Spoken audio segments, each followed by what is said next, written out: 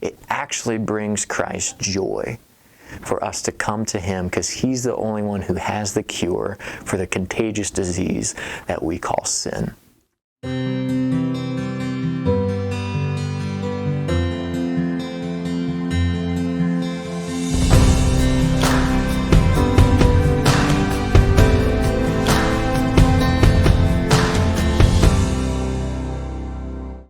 What's going on, Grace family? It is so good to be back with you. Megs and I have missed you guys. We were gone for the last couple of weeks for a couple of weeks of vacation, but we are so glad to be back with you and really looking forward to Sunday. But looking back at the last couple of Sundays, I just want to start off this week by giving a special thank you to Randy and Jared for covering the pulpit and just following God's lead in what He wanted to share through you too. So thank you for that. And again, it's just so good to be back with you. So for this midweek, it's going to be a little bit different. What I wanted to do is actually share something that stood out with me over my vacation. I took a little bit of time. I was reading through some of the chapters of a book that I actually mentioned in my last sermon called Gentle and Lowly. And so one of the main verses that they brought out in a chapter is from Hebrews chapter 12 and verse 2. And it's one, I think Casey preached on this recently, so it's one we've been in often.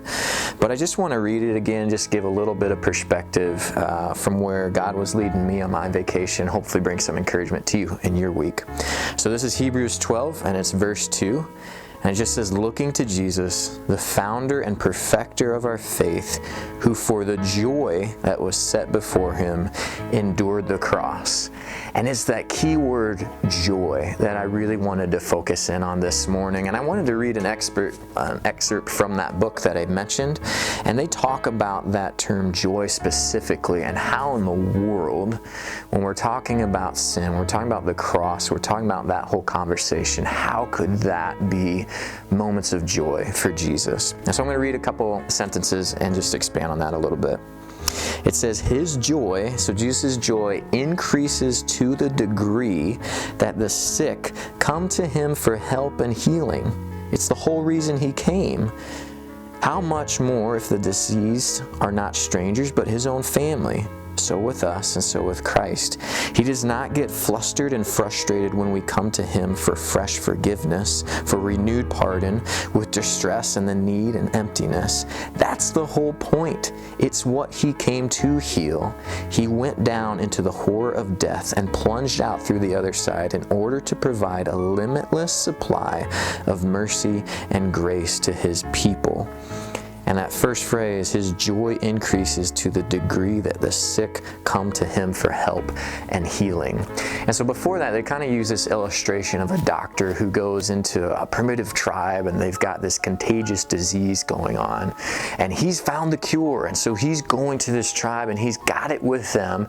And they use this illustration of what would that doctor feel if he shows up and he's like, I've got the cure for you all, and nobody ever comes to him for the help and for the healing. That's where the sorrow, that's where the disappointment would actually lie. But then imagine that same doctor and imagine his expression, his feeling. If somebody did come to him and say, okay, I'm here for you. He's like, yes, finally, here, take this. I can heal you. I can help you. And it brings joy. And so they kind of use that illustration when we're talking about Hebrews 12:2, the joy of the cross that was set before Jesus. How can that be joyful? Well, it wasn't the cross itself, but it was the outcome of it. And when we're talking about this conversation of our sin, the joy that it brings to the Father when we come to Him in our sin and just go, here I am, God. You are the only one who has what it takes to heal, to cleanse, to forgive, and to remove. And so I'm choosing to come to you. And it puts joy in his heart. It puts a smile on his face. Yes, child, come here. Let me clean that for you. And so I just want to encourage you this week. I'm not sure where you're at. I'm not sure what sin you're struggling with.